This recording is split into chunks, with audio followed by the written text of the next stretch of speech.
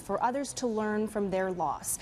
As a young maritime woman is laid to rest, her family and friends blame a prescription drug overdose, methadone, that was bought off the street.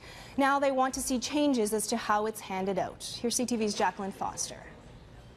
I never thought she would ever do that. In a million years, I never thought she would actually do that. Eric Schofield still finds it hard to believe his cousin is gone. Katanna MacDonald died in Greenwood last week. Her family says the 20-year-old died of a methadone overdose, a prescription drug bought off the street. We're talking about it, and we're trying to get awareness out, and if we can get it to the government and talk about it with him, then it'd be awesome. Schofield and a friend, Emma Schofield, have started a Facebook page called Get Methadone Off Our Streets. In less than 3 days, nearly 6,000 people have already joined. If it wasn't on the street and if it wasn't allowed to be carried out of the pharmacy as carries in, 2, 3, 4-day doses, then there's a good chance she'd still be here.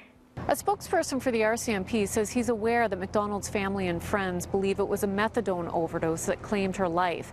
However, at this point, he says investigators can't confirm that until they see autopsy results and toxicology reports. They say their investigation is in the early stages. Family and friends are doing their own groundwork, calling on change for how methadone is distributed. It's highly addictive and it should never make it onto the streets. But they let people carry it out of the pharmacy. And that's where we kind of think there should be a line drawn.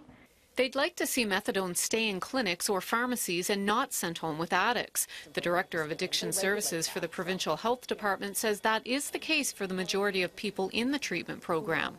They have the most conservative guidelines, we feel, in Canada for methadone now in terms of take-home and carries. It's already very restrictive.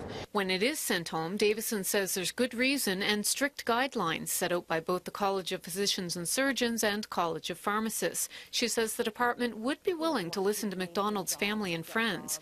As Emma Schofield prepared for today's final goodbye, it's a fight she plans to continue. And that we'd know that she didn't die for anything. I mean, at least she helped somebody in her death. Something those who knew Katanna MacDonald say she always did in life. Jacqueline Foster, CTV News, Black River, Nova Scotia.